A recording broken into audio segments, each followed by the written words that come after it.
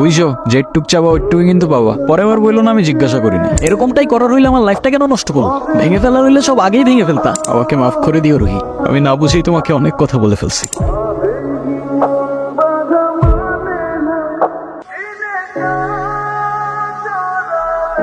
ওই হ্যাঁ 1.5 বছর হয়ে গেছে। কিসের? প্রতিদিন তোমার এখান থেকে ভার্সিটিতে নিয়ে যাই, আবার এনে ড্রপ করি। হ্যাঁ তো আমি কি রাইড শেয়ার করি? না তাইলে তেলের টাকা তুমি দাও। না কেন লাগবে দিব? মারবো একটা। আচ্ছা তোমার কি আমার এফোর্টস গুলো চোখে পড়ে না নাকি? হুম তুমি কি বাইরে চান্স আমাকে প্রপোজ করতেছো? I guess yes. দম নাই, এভাবে কেউ প্রপোজ করে? কত করে? 50 টাকা। আচ্ছা না, দেখো প্রপোজ করায় না তো আমার এক্সপিরিয়েন্স আছে, আর না বলতে পারি কবিদের মতো শের ভাষায়, কিন্তু এটুক বলতে পারি যে সারা জীবন আগলায় রাখতে পারবো, আর এফোর্টসে কোনো কমতি থাকবে না। আইসোয় কসম কাটা ভালো না। কাঠগোলাপ আমার পছন্দ তাই নিচ্ছি, আর তোমার ব্যাপারটা আমি ভেবে দেখবো। Bye. I'll take that as a yes.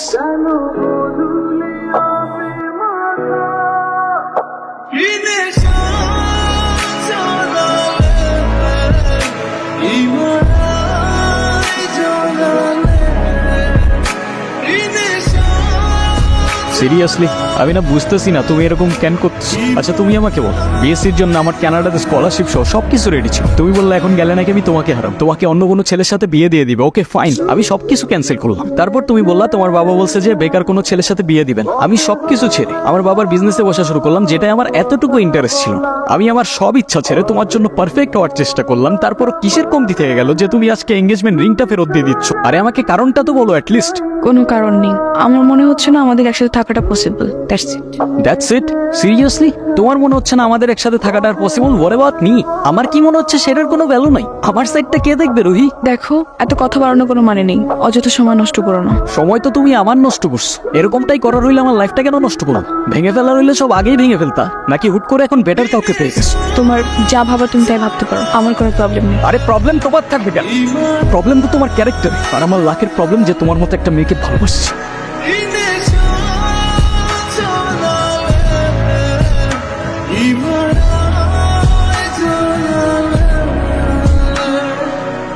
বাবা, আমরা আসলে এমন একটা পরিস্থিতির ভেতর দিয়ে যাচ্ছি, আমরা তোমাকে কিছু জানাতে পারিনি। তুমি কিছু মনে করো না। আরে না আঙ্কেল, আপনি এভাবে কেন বলছেন? রুহি আসলে আমাদের কিছু বলতে দেয়নি। এনগেজমেন্টের কিছুদিন পর আমরা জানতে পারি ওর লাং ক্যান্সার।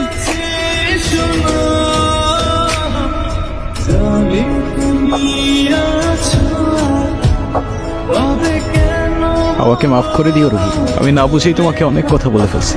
তুমি আমাকে একটাবার বলতা, এতদিনেও কি তুমি আমাকে এতটুকু চিনতে পারলা না? একটাবার বললে কি আমি তোমাকে ছেড়ে চলে যেতাম? তুমি আমাকে ছেড়ে যাবে না বলি তো আমি তোমাকে বলিনি। কেন তুমি চাও যে আমি তোমায় ছেড়ে চলে যাই? হ্যাঁ, তুমি কেন আমার এরকম একটা জীবনের সঙ্গে তোমার সুন্দর জীবনটা জড়াতে চাও বলো? তুমি ছাড়া আবার কিসের জীবন? আমার জীবনটা তো ততক্ষণই সুন্দর যতক্ষণ সে জীবনে তুমি আছো। রেহান, সব জেনে শুনে এরকম করার না কোনো মানে হয় না, বুঝলি? আমি তোকে যেটা বলছি সেটা তোর ভালোর জন্য বাবা। এমন কিছু করিস না যাতে তোর জীবনটাই নষ্ট হয়ে যায়। মা আমি ওকে ভালোবাসি, প্লিজ একটু বুঝে কথা বলো। আমি তো বুঝলাম তুই ভালোবাসিস, কিন্তু বিয়ে ভালোবাসার জন্য নিজের ভবিষ্যৎটা নষ্ট করে দিবি? মানে বিয়েটা তো যে কোনো সময়। পাবো না মা প্লিজ, এটা তো আমার সাথে হইতে পারতো না। আর আমার সাথে হইলে আর যাই হোক রুহি কখনো আমাকে ছেড়ে চলে যেত। আর আমার লাইফে ওর আগে না কেউ ছিল আর না পরে কেউ থাকবে। সাব্বাস, এই না হলে আমার ছেলে। আরে বাবা, ভালো সময় কিংবা খারাপ সময় সব সময় পাশে থাকাটাই কিন্তু ভালোবাসা।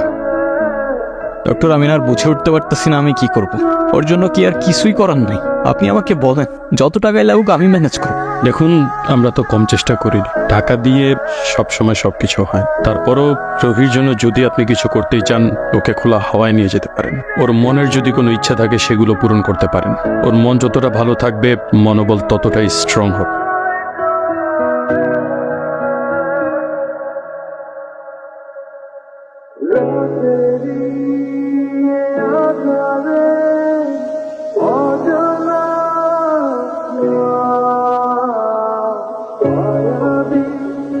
অযথা এসব কেন করছো রেহান?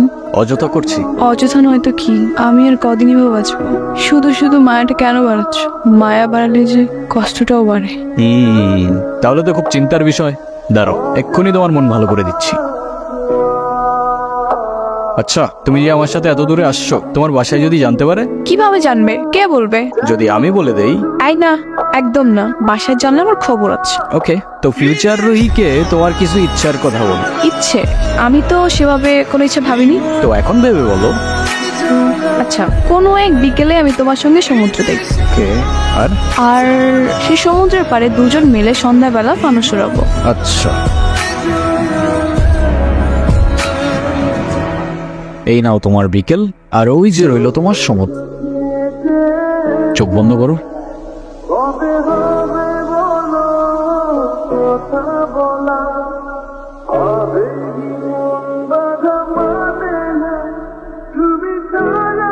তো বলো, আর কি বাকি রইলো? আর কিছু বাকি নেই। Wrong answer. আছে তো। তো ফিউচার রোহিকে জানানোর মতো আর কোনো ইচ্ছে? না, আর তো তেমন কিছু মনে পড়ছে না। বুঝছো, যেটুক চাবা ওইটুকুই কিন্তু পাবা। পরে আবার বললো না আমি জিজ্ঞাসা করিনি। আচ্ছা ওয়েট, আমরা ফানুস উড়ানোর পর ক্যান্ডেল নাইট ডিনার করব। সাথে থাকবে সমুদ্রের ঢেউ, আর বাতাসে থাকবে কাঠগোলাপের সুবাস।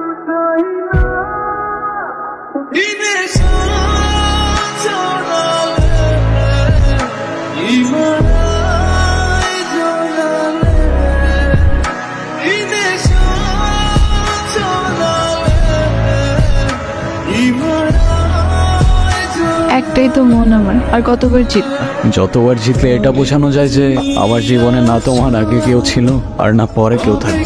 এতটা ভালোবাসো আমায়? তুমি জানো আমার খুব ভয় হয়। মুখে যাই বলি না কেন, আমার মনে হয় আমার মানুষটা আমারই থাকুক, সে যেন আমাকে কখনো ভুলে না যায়। শুধু তোমারই থাকবো রুহি, কখনো ভুলো না। আমার সব স্বপ্ন পূরণ হয়ে গেল।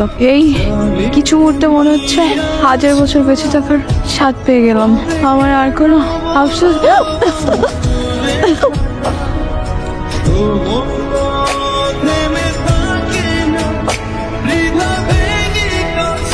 ডক্টর, ওর কি অবস্থা এখন?